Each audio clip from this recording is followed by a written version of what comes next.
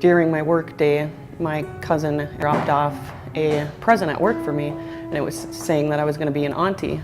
So I called her after work and I congratulated her, and I asked her how she knew she was pregnant, and she kind of started talking about her symptoms, and all of a sudden the gears in my head started turning too. And so I stopped and got a pregnancy test and took it, and sure enough it was positive. I was excited, but it was kind of a shocker. You know, I wasn't expecting it that soon. I just have a very low chance of getting pregnant in general. It's because I only have one ovary, so they said that the chances would be much smaller and it would decrease the older I got. We went to the emergency room and they checked and said I lost all my amniotic fluid around there. And then they sent us home because they said at 17 weeks that the pregnancy isn't considered viable.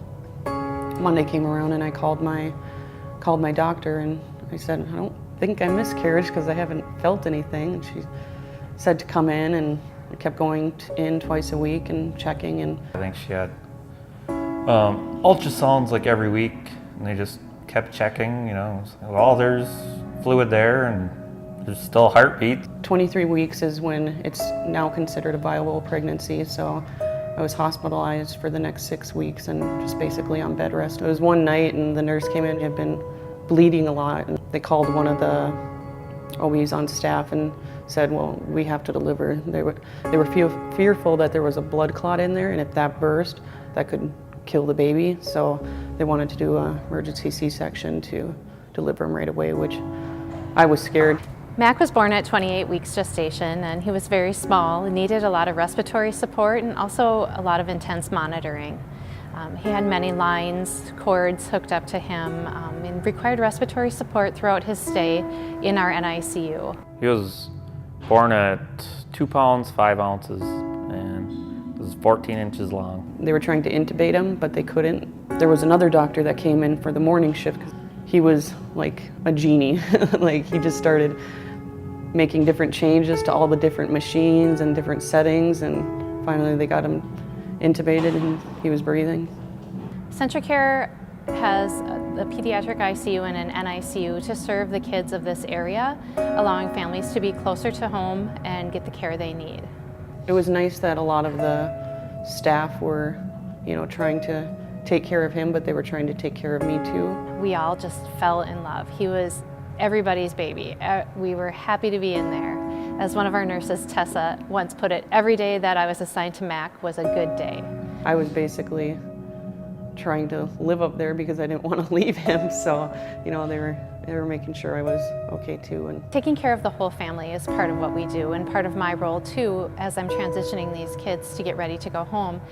It's the parents who have to do the work. Jordan and I had lots of phone calls to touch base and just really find out how she and Eric were doing with this and what we could do to help support them. Jordan and Eric signed up to have a baby, and they had to wait a year to bring that baby home.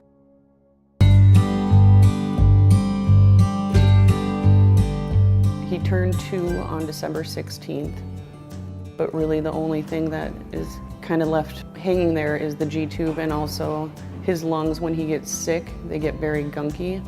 They're doing way better than ever expected. They thought, you know, with his lungs being so underdeveloped that he'd be dealing with lung issues for the rest of his life. And now they're saying that there really isn't any like chronic lung disease or anything in him. They look really good.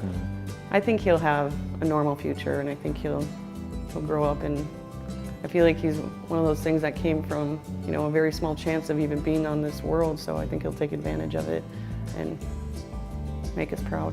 What makes me most proud is watching our staff all come together.